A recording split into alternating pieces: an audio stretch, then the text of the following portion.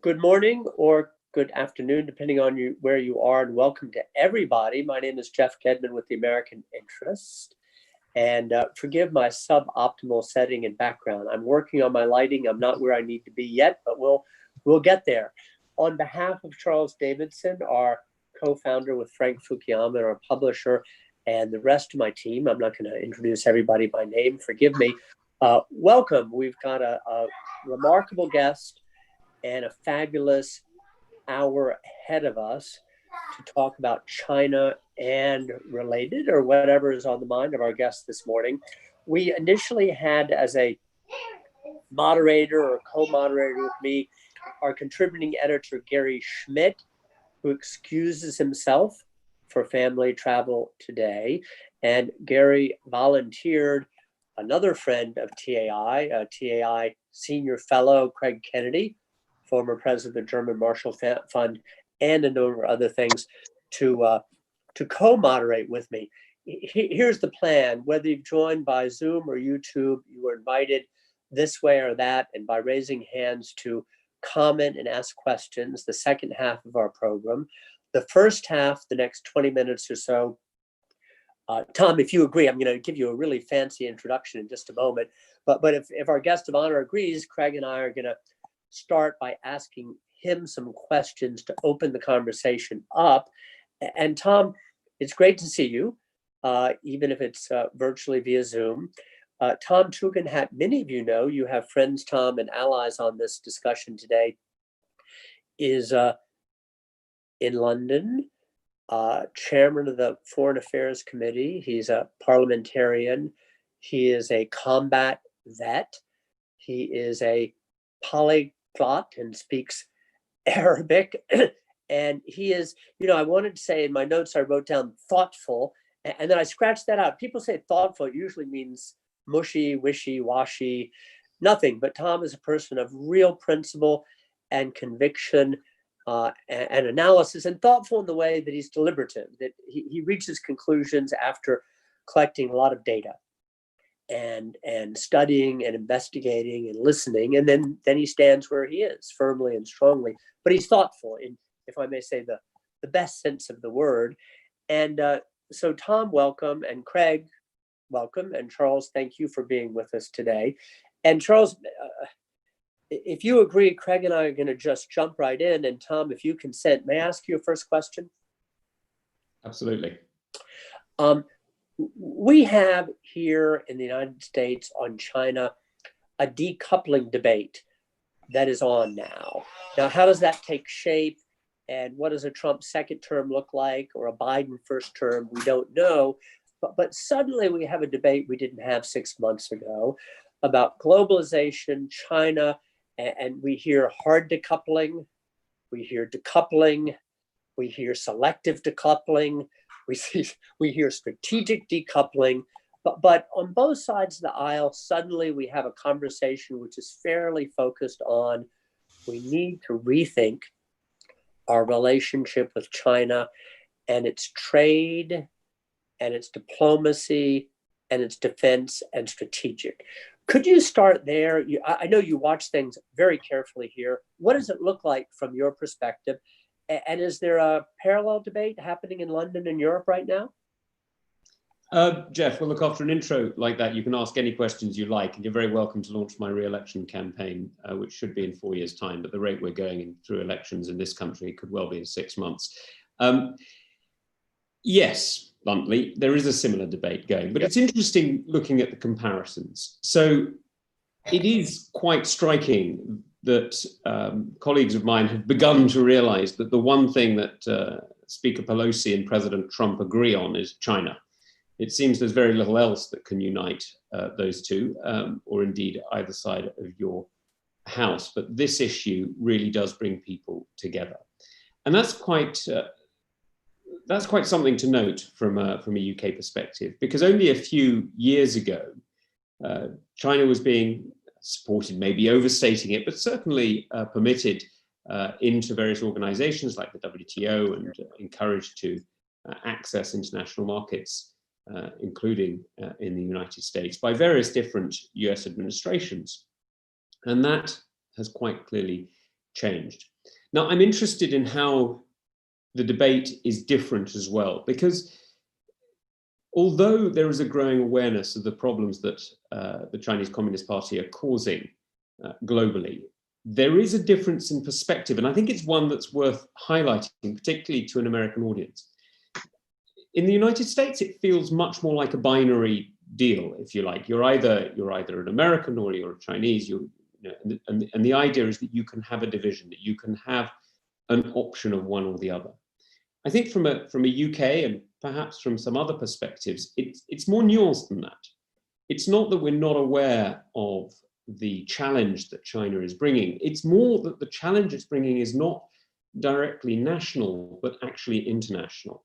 If I were to tell you that from my perspective, the real challenge I see is not how it's undermining or not undermining the US commercial position, it's actually on how it's undermining the international rules-based system. I think you'll see that from a UK perspective, this is already a globalist discussion.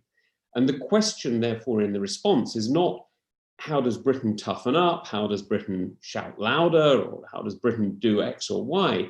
It's really how does Britain work with others to defend the international rules-based system, to reinforce the rules that have, broadly speaking, made us prosperous in relative peace over the last 7 decades. And so I think that's the essential difference between the argument in the UK and in the US.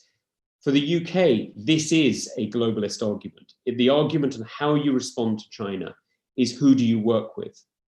Whereas in the US, it appears to be, at least in part, to be what do you withdraw from?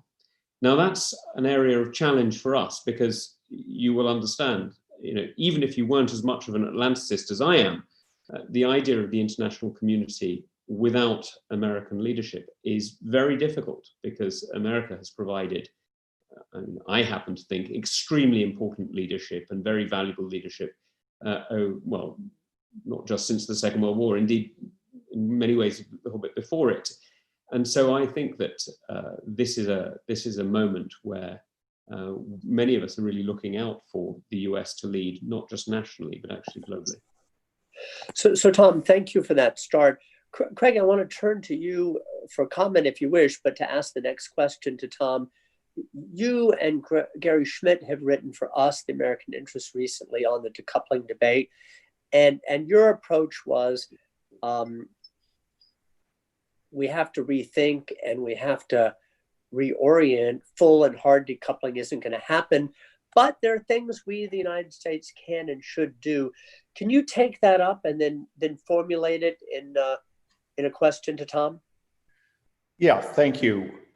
So our argument was it's not realistic to talk about some kind of hard decoupling or break with China. The fact of the matter is it's not economically or politically feasible.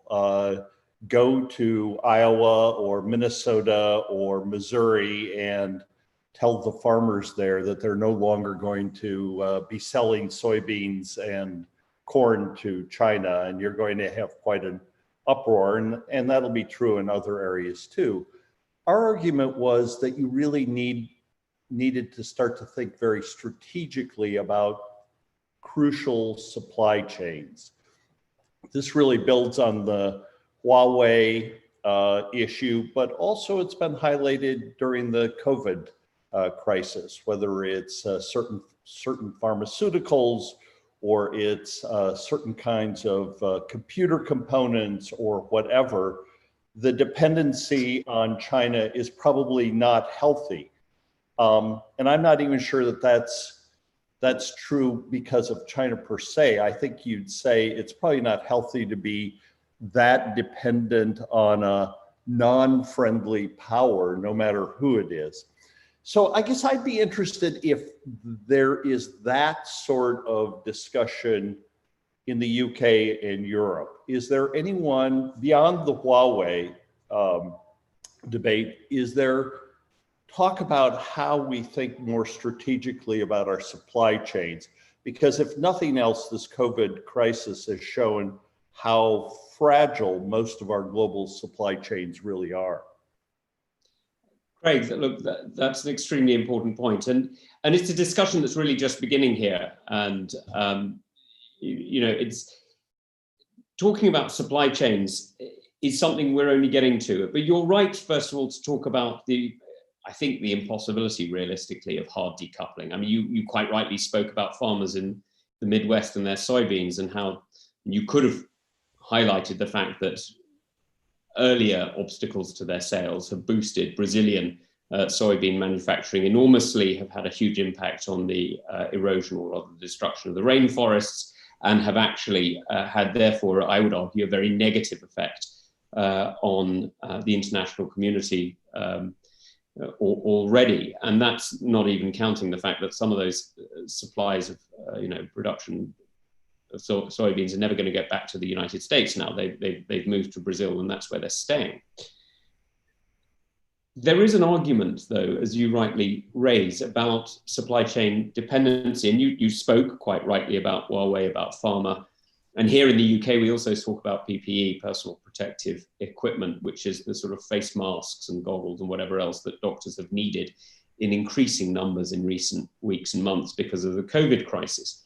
And we've seen, as we saw in the Netherlands or Canada, where offers or gifts or sales of Chinese PPE have come either with strings attached, very obvious ones, or they have actually been rather poor supplies, very poor quality, which has emphasized the fact that dependence has removed the ability of some countries to shop around.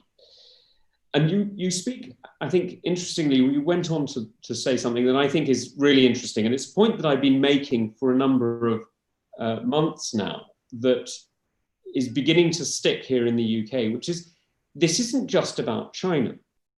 You've got to ask yourself, if you are a believer in free markets, if you are, I mean, I'm a conservative, but even if you're not from my wing of the parliament, if you believe in competition and open markets of any kind, to have the level of dependency that we have on a single economy, whether or not it's hostile, is really challenging. You've got 50% of the world's cars are made in China, 80% of the world's computers, 90% of the world's telephones. We're getting to the point where helicopter pilots would look at that and call it the Jesus nut of the economy. To have a single point of failure anywhere in any system is unhealthy. And that's particularly unhealthy when you look at China today, because if you look at China today, you're not just looking at a large and important trading partner, and nor are you just looking at an ancient and extremely cultured and important civilization. You're also looking at a political party that may have 90 million members, but is clearly getting fearful about the future. This is clearly a political party that doesn't believe that you can do a peaceful transition of power, otherwise they wouldn't have abolished term limits. It clearly is concerned about its internal unrest, or it wouldn't be locking up over 1 million Uyghur Muslims or stamping down so hard on Hong Kong. It clearly is concerned about its borders, or it wouldn't be getting into fights with important neighbors like India. And when you look at the changing demographics of the country, if you look at the fact that the one-child policy has really come home to roost, if you look at the fact that they've now, for the first time since, I think I'm right in saying, since the 1990s, abandoned the GDP target of 6%, you start to see that this may be an administration that has reasons for concern. And therefore, that level of dependency starts to make you think that you've maybe invested everything in the Jesus nut of a Soviet helicopter rather than an Apache. Wonderful. I'm trying to make sure that I'm unmuted. Tom, thank you. Craig, thanks for that. So we have a fabulous group, and as much as I would adore monopolizing this conversation with you, Tom, I think, Craig, you and I ought to open it up a bit. And Craig, I'm going to give the honors to you to moderate from this moment going forward. And I'll note that I see Lilia with a question, and I believe Demir would like to get in. But Craig, over to you to bring in the group and advance the conversation. Okay, let's start with Lilia's question, coming from Moscow. How could the UK influence EU policy towards China now, given that it is outside of the EU? Is there still ways that London can have an influence on Brussels and their particularly confused approach to China? Sure. I mean, it's worth remembering that the EU has never really been a foreign policy power. You know, the various attempts at it, currently being held by Mr. Borrell, but previously under various other incarnations, have really been attempts that have, I mean, at best had a mixed response, right? You know, it's not true that European foreign policy has been a single item. When it has worked, it's because Germany, France, and the United Kingdom have agreed. And most of the time, let's be honest, it hasn't really worked. So I think Britain's influence on China, or rather on the EU's response to China, I think is still relevant, because actually Britain, France, and Germany are still talking about foreign policy and are still trying to shape much of the policy that we do together. You know, I speak all the time to my German opposite number, Norbert Röttgen, who, other than being chair of the German Bundestag's Foreign Affairs Committee, is also running to be Chancellor. I'm not saying that precedents are totally irrelevant, but I haven't yet thrown my hat into the ring in the UK. And I speak also to many other chairs around Europe, including in Czech Republic and France and Italy and Spain. And it's quite clear that actually, you know, there are two parts of this European negotiation that we're going through at the moment. There's the European Commission's bit, which is frankly uncomfortable, difficult, bureaucratic. It's the lawyer bit of the divorce, if you like. It's where each side is asking for half the record collection and to divide up the sheets with a pair of scissors because they can't decide who gets which one. And then there's the second bit of the divorce, which is where we're talking about the fact that actually at some point in the not too distant future, we might want to go to the kids' weddings. And depending on which part of the divorce you're working on, actually the relationship can look very different. I think, you know, too much focus has gone on the lawyers and not enough has gone on the weddings. And I think this is where the UK still maintains a really, not just a healthy relationship, but a very positive relationship, and one that includes serious influence in conversations. If you look at, for example, the Sweden's decision to expel the Confucius Institutes, we were very early to hear about that. In fact, I may have heard about that slightly before some members of the Swedish Parliament due to various friendships. And it's not, you know, I ain't special in this. This isn't just, you know, this isn't just me.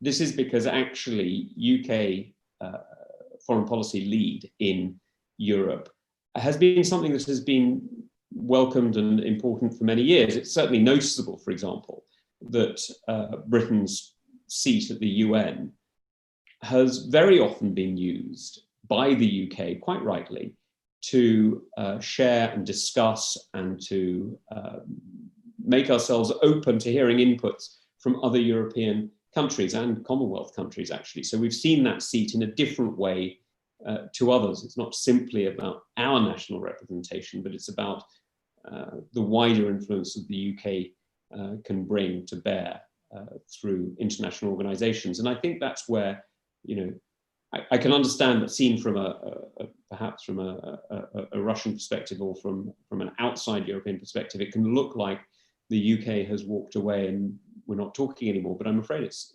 simply not true. We are very closely in contact, and just as we have extremely close and deep relationships with the United States, despite not being in any formal, not quite that formal a grouping, the same is true actually of our relationship with many countries around Europe.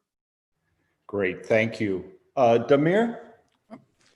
Thanks so much. Tom, really great first opening remarks there. I really appreciate you talking about, you know, how the difference in the European perspective, that this is a question of how to do, well, it's framed in terms of globalism. And I think that does get lost here in the United States.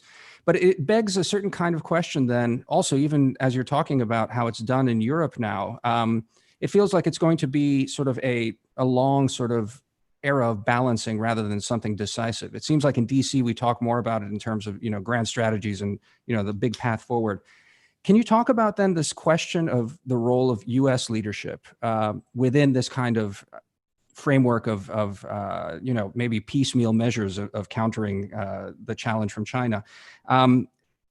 Maybe the way to ask the question is, how does the West cohere on something that is as has different impacts as trade, for example? Because that seems like cooperating on trade and working to mitigate the troubles from that China poses, the challenges that it poses. It's a very difficult and it doesn't necessarily bind and cohere the West on something as simple as the question of values that bound us during the Cold War. So could you speak to that a little bit? Sure. And Damir, I think you raise some interesting points. I would suggest that what the West is trying to do generally is trying to find a grand strategy, and we're trying different bits of it, and you're trying different bits of it. And one of the great strengths, actually, of our alliance is that we don't always agree at the beginning, even if we're looking for a similar outcome. And the sort of many paths leading to Rome is, sorry, forgive me, for those of you who aren't Catholic, that's not a preaching conversion, but but many paths leading to the end destination is really what has made, I think, our alliance, including, by the way, many European countries, so important over these last 7-8 decades. But I think it's worth thinking about how the US approach, why I'm not a supporter of the current US approach. I wouldn't overstate it. I wouldn't overstate that. I'm not hugely critical because I understand what the US is dealing with is not quite the same as what we're dealing with. And the US starts from a position of hegemony, which we do not. But the reason I would encourage the US to look more inclusively at this is because actually the world has changed. And it hasn't just changed because, of course, China has risen. I mean, that's blatantly true. It's also changed because many other countries have risen too. The United States hegemony is not the same as it was in 1991. It is diminished relatively now. I think that's a good thing, and I think it's a good thing for the United States because actually it speaks to the success of the economic policies that various US administrations and Western administrations have pursued for the 20 or 30 years before that in order to enrich and to enable people to achieve the levels of independence, prosperity, and bluntly freedom that were the clear messages of great world leaders like Reagan and Thatcher. They spoke to freedom because they believed freedom was a moral good, not to increase American power, but because it is just good. And having achieved greater prosperity and greater liberty around the world, guess what? Countries are now relatively in better positions than they were in the 80s and 90s. But that means that the US strategy of withdrawal from some of these positions works less well than it once might have done. I can understand why an American administration would want to withdraw from the World Health Organization. I get it. I mean, I really do get it. The amount of frustration that many of us feel towards an organization that is supposed to be saving lives, and frankly, in the early stages of this disease, at least, was more of a mouthpiece for an extremely unpleasant regime rather than an advocate for finding a solution. It is extremely irritating. The fact that not enough people were willing to stand up and allow Taiwan to be an observer is absurd given Taiwan's successes compared to other Chinese states or provinces. It really is quite ridiculous. But it's worth remembering that the WHO isn't just an international public health body. For many countries around the world, it is the public health body. There is no CDC equivalent in many sub-Saharan or Asian economies. it's the World Health Organization. And if you opt out of it, many people hear that as opting out of their public health. They hear it in a way that I'm sure is not intended, but sounds harsh. So the question is, what do you do if you want to maintain the influence, if you want to change them? And I'm afraid you've got to get back into the table. You've got to get back at the game. Because no matter how badly you think things are going while you're sat at the table, trust me, if you leave the table, it will go worse for you. And this is a lesson I'm afraid the United States has never had to learn before, but may have to learn now because of the success that previous US administrations have had. And so when I look at that, I'm also linked to questions about the World Trade Organization, because it's worth remembering that the success of China's economic policy hasn't come in a vacuum. It's come because many Western economies have pulled out of investments in countries that were struggling. You know, the opportunities for economic growth in Eastern Europe has been so great. Why on earth would you bother with sub-Saharan Africa? Now, the problem is, of course, when we pulled out, that didn't leave nothing. It left an opportunity. And unsurprisingly, China's state-owned enterprises and state-owned banks have slipped in. Now, let's not pretend that they're cost-free. I mean, they've come with debt traps. They've come with, you know, a form of mercantile colonialism that, well, it worked for us for a couple of hundred years, but I believe there are some people who objected to it quite bizarrely. A cup of tea, anyone? But I don't think it works today. And it doesn't work for the simple reason that the conditions that are now applied are too temporary for a country or for a people who understand what liberty is and understand what national control is. And so I don't think that it's going to endure. But in the meantime, you know, again, the United States has walked away from the appellate body of the World Trade Organization. Again, I understand why. I mean, attempts to restrict trade practices is extremely irritating. And by the way, that wasn't a Trump decision, that was an Obama decision. So this is not, forgive me, this is not supposed to be partisan in any way. But I think that the United States is unfortunately giving up a leadership that many of us wish it would take. And that will not only cost the United States dear, but actually will cost us all. Because the alternative to the kind of economy that we had built up together, and I don't mean just the United States and the US, but I also include countries like Germany, Japan, Canada, France, in all of this, is an economy that was largely based on the rule of law. Look, I'm not going to tell you that every country had a perfect legal system or anything like that. That would be absurd. But it was largely based on a series of interlocking treaties and alliances that were broadly predictable and against which there was some form of redress if you had an issue. That's being replaced. And it's being replaced from being an interlocking network into a hub and spoke system, where the hub is Beijing and the spokes are dependent states in various different degrees around the rim. And that's a much weaker system. We come back to Craig's point. This again puts a single point of failure into a globalized world. And I think that's unhealthy, whatever that central hub would be. Okay, so we have a question from one of our YouTube watchers. Next week, Israel may commence with partial annexation of the West Bank with US support. Are you concerned that this could give China an opportunity to drive a wedge between the West and states in the region? Yes, bluntly. I think it's worth thinking about why this is a problem. And it's not just, I mean, we can go back 1,000, well, we can go back 3,000 years if you really want, but we can go back a few years if you want and talk about the challenge of Israel-Palestinian peace deals and their various failures. And if you like, we can point fingers at both sides and we can pick holes in various teams and all the rest of it. I'm not sure that's terribly useful. I think what is useful, however, is to look at a few realities, things that have actually changed in recent years, and to realize that there are opportunities here that we may be throwing away. Did you know, for example, that the flight time from Israel to New Delhi has shrunk by about a third in recent years.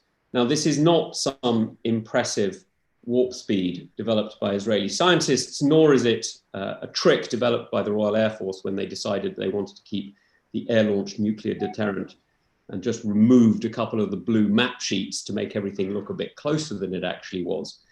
That was actually genuinely done in the 1960s. It was a great con by the Royal Air Force. Those guys were geniuses. It's because Saudi Arabia allowed El Al and indeed Air India and others to fly over their airspace for direct flights. Now that's really quite something. When the Sharif al-Haramain is allowing and effectively recognizing the existence of the State of Israel, that is a real change in the region. And it's one that we should be building on. And so to find that we are undermining that in these ways is really problematic. Now, the question is, what should we be doing? Should we be shouting at Israel? Should we be shouting at Palestine? It's very hard to say. But I do think that if the international community is going to defend the rules-based system in Hong Kong or in Xinjiang, or indeed in the Galwan Valley, where Chinese aggression against Indian soldiers has been so brutally evident in the past weeks, I think we also have to talk about it in the Middle East. Because the reality is there is a global competition for votes. I mean, it may not be seen quite in that sense by everybody, but there really is a global competition for votes. And much of the publicity that we're seeing that seems so absurd to us on Twitter or Facebook or whatever is part of that competition. So look, when we see, as we have quite a lot recently, videos on social media saying that the Americans invented the disease that they then placed in Wuhan, or that the Italians did it, or the French did it, or indeed that the Italians are now singing, Viva China to the Chinese national anthem, as though anybody in China knew their own national anthem, let alone anyone in Italy. It's clearly absurd, isn't it? Well, no, it's not, because you and I are not the target audience. You and I are always going to back our administrations to a varying degree. I mean, we may prefer a different color or a different tribe, but broadly speaking, we're going to back our countries. The countries this is aimed at, the people who are in play, are the people who already believe pretty extraordinary conspiracy theories about the United States, who already believe that the UK is the great Satan behind, or rather the little Satan behind the great Satan, who believe any number of different things about us already. And so what we're doing, sadly, if we don't stand up for the rule of law, if we don't put reasonable pressure, what we're doing, sadly, is we are effectively endorsing, or at least allowing others to believe, further untruths that sadly undermine our position. And that's where I think we've got to be careful. Okay, great. Next question from Richard Aldous, and then we'll have a question from Susie Garman. Thanks, Craig, and thanks for these fascinating insights, Tom. Can you give us some sense of the expertise that is available within the British state on China? For example, the strength of the China desk in the Foreign Office, the Treasury, Defence, and so on. What kind of research staff there are in the House of Commons Library, and what kind of expertise you have available to you as chair of the Foreign Affairs Select Committee. Thanks. Hey, Richard, you know UK politics. It's politics on the cheap. That's basically how it works. Look, I remember when I arrived in the UK Parliamentary Library, the House of Commons Library, for the first time in 2015, I asked whether we got any Arabic papers. And a very decent librarian said, well, no, do you think we should? And I went, well, I mean, it's quite an important part of the world. It would seem sensible to read something from there. And we now do, we now get Al-Hayat. And you know what, it turns out I'm not the only one who can read Arabic. It turns out there are others. And by the way, there are other MPs, but there are plenty of researchers who can read it. And the same, by the way, would be true of Chinese. Okay, I can't read Chinese, but there are researchers here who can, but we don't value in the same way that expertise. Now, The China desks in the Foreign Office are pretty good. They are staffed by extremely intelligent people. We have too few of them, as ever. The same is true in the wider community. Now, we've been raising money recently for the Chinese research group so that we can hire researchers. And what's interesting is they're available. They do exist. Many of them studied in Taiwan rather than in Beijing, but that's fine. It doesn't bother us where they studied. And so there are people we can call upon, but the truth is that the number of people who study Chinese in the UK, and I suspect this is true, though I don't know, I suspect this is true in the United States as well, is very few. Now, my brother studied and is now doing his PhD at Johns Hopkins. So you've got one up on us in the sense you've stolen a UK student, and he's now an American. In fact, he's just had his first child in Illinois yesterday, so I don't suppose he's coming home anytime soon. And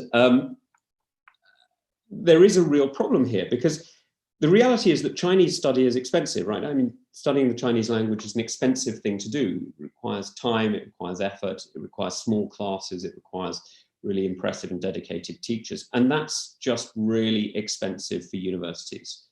And so what do? They turn to the Chinese government and they use the Confucius Institutes. The problem is that brings its own problems. That brings a shaping of the study. It brings a shaping of the influence on the individual. It brings also a dependence on the university. And it means that at a time like this, when actually we need more and more people to be studying Chinese, for all the positive reasons, by the way, I don't mean, I'm not trying to I'm not trying to be some NATO soldier telling everybody to study Russian. I mean, for all the good reasons we need to be studying Chinese more. The reality is we're not investing in the resources to do it, and therefore we're putting ourselves more dependent on the Chinese Communist Party's outreach unit, which is what the Confucius Institute really is. And that's deeply unhealthy. So, we're not in the best place we could be. And it's something I think we need to do much more of together to make sure we actually, reinforce each other. Okay, Susie Garment, you want me to ask it or do you want to ask it? Okay.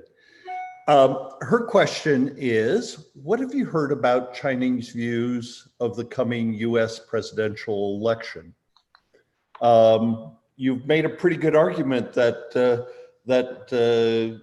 they would probably prefer a continuation of this lack of American leadership. But what are your views?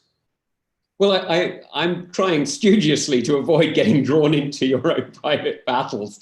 So I hope you've heard that I've very carefully pointed out that the legacy of these policies may go a little bit further back than this administration. But you're trying to draw me in, Craig. I was a soldier for too long not to see a fight coming. Look, I don't know is the honest answer, and I think the idea that China has one view on this, or that the Communist Party has one view on this, I suspect is also wrong. There is debate within the Chinese Communist Party, and some of it is actually relatively public. And I'm pretty sure there are plenty of people in Beijing who view 4 more years of President Trump extremely negatively, and with great concern that the trade war could be deepened and could in fact escalate unintentionally or indeed intentionally. But then there are others who will be concerned that Vice President Biden, or as he would then be, of course, President Biden, would be better at bringing together an international coalition. So I'm afraid I can paint you both stories and not give you an answer, but that's because I've now been in politics for long enough to avoid it. Okay, so from one of our YouTube watchers, really interesting question. You meet yourself going around, you just keep on going.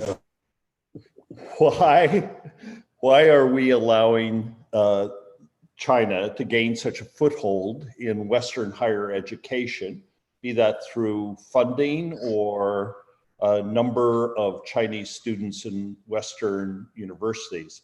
I just highlight, I think 75% of all the Chinese students abroad are in 3 countries, Australia, UK, and the United States. Yeah. Right. This is a really important question. I think I'm right in saying, and these figures move around a bit, so I think I'm right in saying that 1 in 8 postgraduate students in the United Kingdom is from mainland China. And that's, that's significant because, of course, for those of you who have had any involvement with faculty economics, you will know that domestic students pay very little and foreign students pay very much. And so foreign students have a much disproportionate influence on your budget. This is a hugely important question because actually the way that China is influencing us is not, is not as direct or as brutal or as harsh as in many ways the old Soviet systems were. It's much more subtle, it's much more integrated. And what we've done, quite rightly, I would argue, is we've maintained as much as possible our open economies and societies to encourage young people from around the world, including China, but also the Middle East and South America and wherever else, to come to our countries, to see the opportunities and to, I hope, value the systems in which they live and indeed perhaps even seek to partner or reintroduce them back home. But what we've seen from China is that pressure, that openness has also been used against us. So there are universities in the United Kingdom, for example, where 10% of the students come from mainland China, which means more like half the budget than 10%. And when they want to invite a speaker, I'm not even talking somebody as controversial as the Dalai Lama, but if they wanted to invite a speaker who was in any way problematic, that's a polite word for it, to the Chinese Communist Party, a phone call or a visit from the embassy or from somebody at the embassy would seek to change that relationship, either by pulling those students or by pulling funding from an investment, from a joint research project. And that, sadly, has seen many universities self-censor, and worst of all, seen even more of them self-censoring before they've even been put under any pressure, for fear of being under any pressure. And we've seen that in Australia, in the UK, we've seen it in Canada, and yes, we have also seen it in the United States. And the extraordinary thing about this is there is no need for us to be so weak. There is absolutely no need for us to be so defeatist about this, because the reality is that this is a symbiotic relationship. I mean, the reality about all of our relationship with China is actually it goes both ways. And there's no reason why we couldn't, as English-speaking universities, and I say English-speaking because education tends to be more linguistically based than many other things, so getting together as English-speaking universities is a sensible way of grouping. English-speaking universities could say, look, anybody from China is welcome to come over and study in, California or Liverpool or Brisbane or wherever. And once you've started your course, you're welcome to withdraw if you wish. But if you withdraw for political reasons, because of pressure, you will not be allowed a student visa at any other English-speaking university. So effectively, your 1-year study or your 2 years, whatever it is, will be finished. Now, the Chinese state is perfectly within its rights to control what its citizens do, sadly, but that is what the Chinese state exercises. But we are, I think, also within our rights to say that you cannot use your students for political influence. We're not going to kick them out, but if you seek to use them first, if you seek to withdraw research funding, then it can't be reapplied to another research institution. If you seek to withdraw students, they can't simply reapply and continue their degree at another university, because the reason for doing this is not to punish those kids. It's grossly unfair to punish those kids, but it's to make the point that actually kids can't be used as political tools in this way. And it's also to make the point that actually these kids who come over here, they're spending a couple of $100,000 on their education, or maybe even more. These are red princes. And these red princes have influence back home. So if you want to use this political influence overseas, well, guess what? You'll have to pay for it at home with your own wealthy and your own middle classes. Middle classes in the English term, not the American term. And I think this is something where we really could get together. The California university system is already beginning to do it, but it would seem like a very logical thing to do, an agreement between university systems across English-speaking countries. Does it concern you, just as a follow-up, that I think something like 85% of all of these Chinese students are either studying some science subject or engineering or computer science? So they're not coming here to read political philosophy. They're not here to study history. They're really here to get very hard, cutting edge skills. Should that be a issue of concern at all?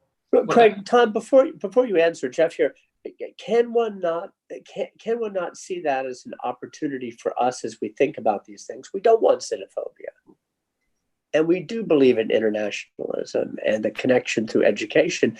But following on from Craig's question, Tom, can we not start thinking about, however imperfect, some distinctions between, let's say, undergraduate students and graduate students? And just what Craig suggested, the undergraduate student who wants to go to the University of Virginia and study history, and the graduate student who wants to go to MIT. It seems to me, however blunt that is, there are probably distinctions and differentiation we can make that we probably haven't done in the past, or not sufficiently.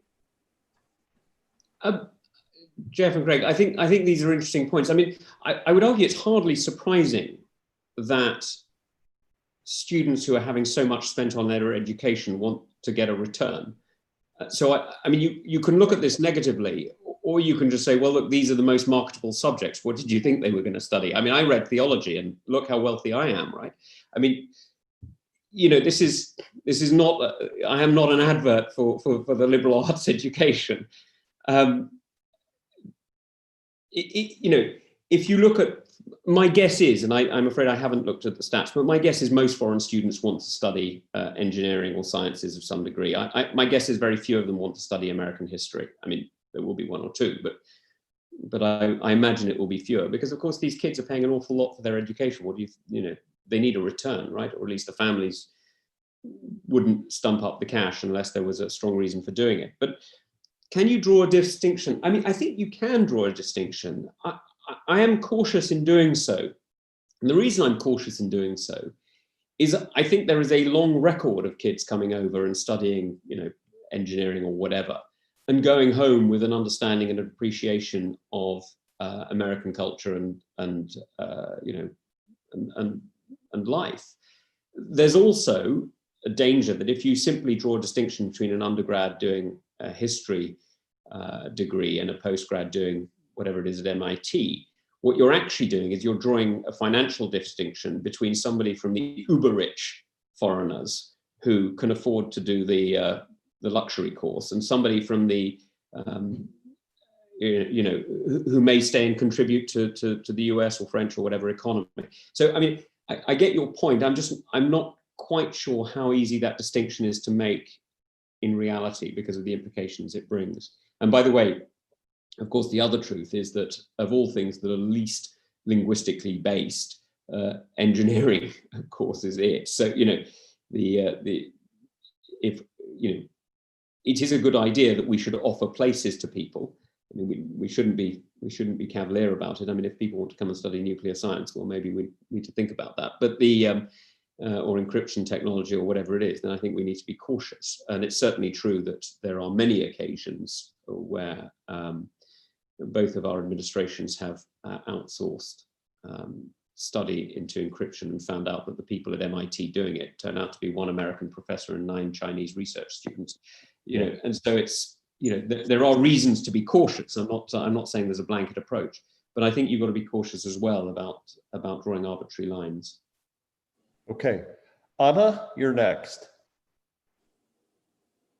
Hey, Tom, I apologize in advance. My internet connection is not very good, but I wanted to ask a follow-up question about American global leadership that you had talked about in your earlier remarks. And maybe if you could build on a little bit more on your response to Demir's question. For example, when you talked about withdrawing from the WHO and the repercussions that this has, and I agree with you, you know, you have to have a seat at the table.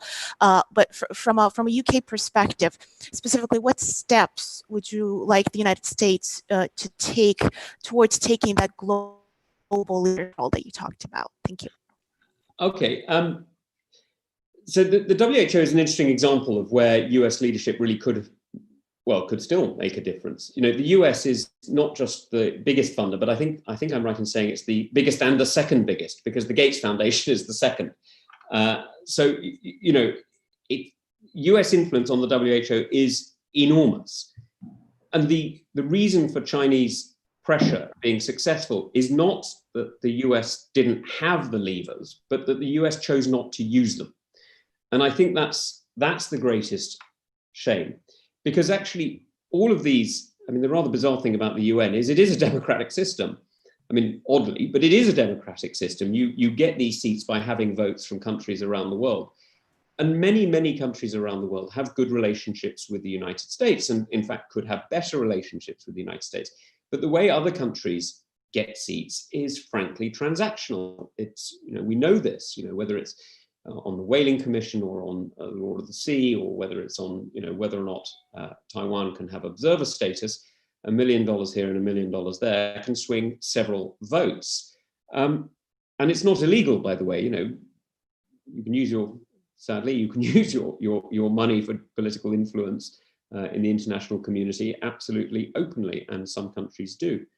And the US could do similar. Now, I don't think the US should or needs to go around bribing countries. It doesn't need to.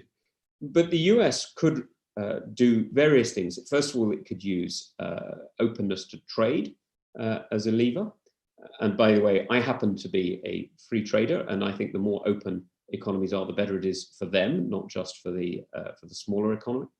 I think that the United States could remind many countries that you know, various forms of assistance from the IMF or the World Bank or various other elements relies a lot in its origin on US support. Now, that doesn't mean that you should threaten, but it does mean that people should realize, and I think it's not unreasonable that people should realize, that actually the global international system works in many different ways, and part of it is the ability to access aid and development money without the strings that the Belt and Road Initiative projects so often come with.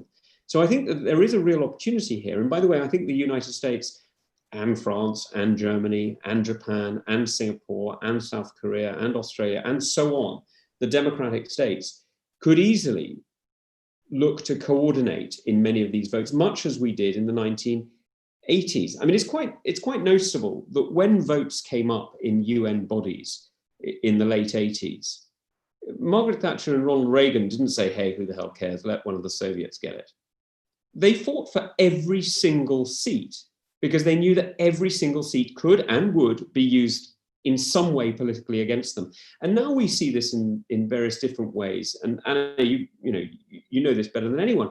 You see this in these sort of extraordinary special rapporteur reports, or the way the United Nations Commission on Human Rights seems to be dominated with the world's worst. I mean, you know, it's pretty extraordinary, the number of investigations into the murderous regime, in inverted commas, of the United States or Israel or the United Kingdom, and how few there are into Russia or China or Iran. You know, right. This absurdity is because we are not fighting for every seat. And I'm afraid, you know, as I point out to people here in the UK, in Kent, around now, actually, well before election time, democracy does work, but you do have to take part. Okay. A question from Ellen Bork. What is the status of arms sales and dual use technology sales to China in Europe and the UK? Well, it's pretty simple. We don't do arms trade with China, and there are various restrictions on other forms of technology. Exactly what kind of dual use, I'm afraid, it would require me to get a lawyer and to go through various different clauses of various different options. Different countries behave differently, but the UK is pretty clear on that one. Okay, in Europe? It depends. I'm not going to speak for other European countries. Okay. Great. Martin. Hi, thanks.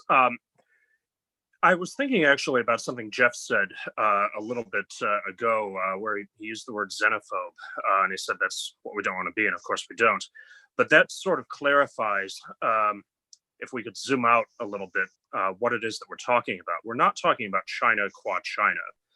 I suppose we're talking about the Chinese Communist Party, but in a way it's an attitude or a set of isms or beliefs or actions that we're concerned about when we talk about the challenge posed by China. We're talking about the attitude that says it's perfectly all right to lock up 1 million people in concentration camps. And we're talking about that thinking gaining access to the levers of the global economy and global politics. So you had talked about, if we could zoom way out, but I think this is the heart of the matter in some ways. You had talked about how the United States, as still in a diminished capacity, but nevertheless the hegemon, having essentially abdicated global leadership or messed it up. And we talked about, as you were just doing, how back during the Cold War, we actually leaned on all of those levers ourselves. If you could crystallize perhaps just in a bit of advice for us, what you might recommend the United States do to rebuild that consensus around democratic values worldwide, because I think an awful lot would follow from that. What might you suggest? So, first of all, Martin, I'm going to slightly resist partly the tone in which you put that, in the sense that I'm not quite as critical as you make out, but we'll gloss over that. I'll use my own words, and I'll leave yours to stand in their own merit. I think the US has an extraordinary opportunity, and I think it's very easy at moments like this, when we see protests in American cities, when we see problems with American, civil order, when we see comments made about the US administration, which some people agree with and some people violently do not. It's very easy to see the US in a binary and very negative fashion. But I have to say, I think one of the things that makes me an Atlanticist is I think the United States has the most extraordinary capacity to reinvent itself. And not just every 4 years, I would say more frequently even than that. And so I think that the United States, has not surrendered its position. In many ways, it still holds it, but it's choosing different path, and this is a path that it began to choose many, many years ago. I mean, in many ways, the path towards greater isolation, I wouldn't say isolationism, but the path to greater isolation began, under George W. Bush. I mean, he didn't get to do it because of 9/11, and then, it carried on under President Obama, and where he was rather more isolationist than many of us would have liked. And President Trump has managed to continue that. But I wouldn't say this is a sort of, this is a Republican thing or this is a Trump thing. This is a strain of American thought that I can understand. Look, if you've got an ocean on both sides and you've got Canadians to your north and Mexicans to your south, it's understandable that you think that you can opt out in many ways, because you can opt out of an awful lot. You're in an extremely safe part of the world, with extraordinarily decent neighbors who you get on with extremely well. And so the illusion is that you can opt out. But of course, the reality, as we know from globalization, and this globalization didn't start yesterday. I mean, whether it started in the first truly global war, the Napoleonic Wars, or whether you think it started more recently than that, that's a matter of perspective. But I would argue the Battle of the Nile was a demonstration of global conflict. I would argue that the War of 1812 was an example of global conflict. I'm afraid it wasn't about you. We were fighting the French, but you were in the way. And there are various different ways of making the case. But I do think that the United States really does still enjoy a position of leadership, and you can see that, by the way. You see that by the way that nations look to the United States military as a guarantor. They look to US administrations to help or to, to assist with leverage in the UN or financing or whatever it happens to be. So people do look to the United States, and I think the United States not only could but really should view the international in the way that many of the rest of us do, which is an extension of domestic policy. Because for most of us, actually, the foreign isn't about foreigners. It's about us. It's about how do we secure our position at home? How do we make sure that the liberties we want to endure can endure? We know that we can only do that by having peace at home and peace in our, amongst those countries to which we're most tied. In fact, that the entire policy of the United Kingdom for the best part of 1,000 years was to make sure no one power dominated continental Europe. And so we went to war with everybody to make sure that nobody did it. Jeff, you want to close this out? You're going to close this out, Craig, with a concluding thought in a moment, if I may suggest, but I do have a final question from my side. And Tom, thank you. My question is about Hong Kong. About 3 weeks ago, I get times mixed up these days, and I believe in the London Times, Boris Johnson announced and made an offer that Britain would be willing to take up to as many as 3 million Hong Kongers to live and work in the United Kingdom. What's transpired? Have details of that offer been clarified?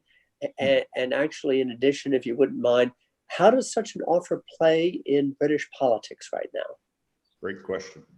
So, Jeff, you will be delighted to hear that Boris Johnson, in all his best decisions, was merely following me. No, sorry, that's extremely arrogant. But I wrote in The Atlantic in September last year, calling for this offer to be made. And the reason I called for the offer to be made was because actually the big problem in Hong Kong, amongst the other issues that are there, and there are plenty, is that both parties have backed themselves into a corner. They've ceased to have the room or the perception of the room behind them that allows them to feel that they can maneuver and can perhaps come to an agreement. And that's a real problem, because parties that back themselves into a corner start to behave in ways that may be rational, but become, final. They start to break fences rather than build them.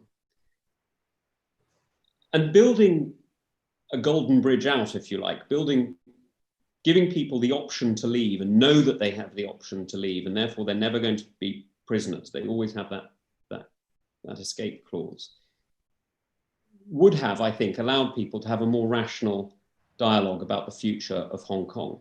Because there is a reasonable case to be made that,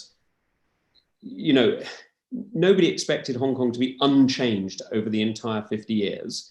And although Deng Xiaoping did make the joke that if the first 50 work, we might do another 50, I don't think anybody really believed it. And certainly if anybody on whatever it was, the beginning of 97 had taken a bet as to what Hong Kong would look like 23 years later, I think they would have been surprised that it lasted this long, to be honest. So I think, there are many things to say that the Chinese Communist Party has actually done well. And I know that sounds like an odd thing to say, but it's worth recognizing that this hasn't been entirely negative.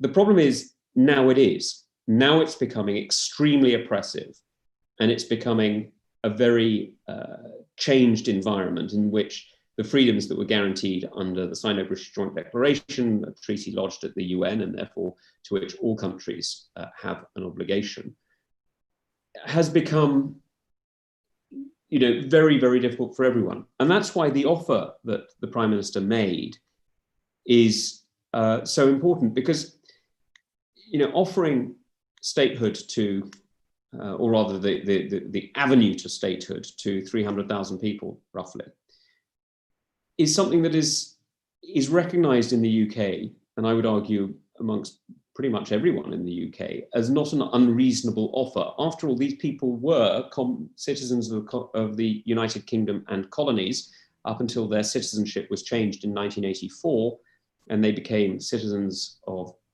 they became British dependent subjects overseas, and then they became British nationals overseas at the time of handover in 97. So many people recognize that this is a restoration rather than an application. And I think that that's one of the reasons why this hasn't been even vaguely problematic politically in the UK. I think it's one of those things that we've seen broad consensus on. The real challenge, though, is not how do we give an escape clause to 300,000, it's how do we manage to guarantee some of the liberties for the 7 or so million that are left. And that's why I think that this conversation really should be about how can we change the terms of the negotiation? How can we give confidence to the individuals rather than how do we help a few run off? Many thanks, Tom, for all the time you've given us today. A big thank you to our participants, both on Zoom and on YouTube. Tom, I think we'd all feel it, we'd all be really lucky if Boris Johnson took all of your advice on foreign policy. It might be reassuring to many Americans if that was the case. Thank you. Thank you very much. Thank you for welcoming me.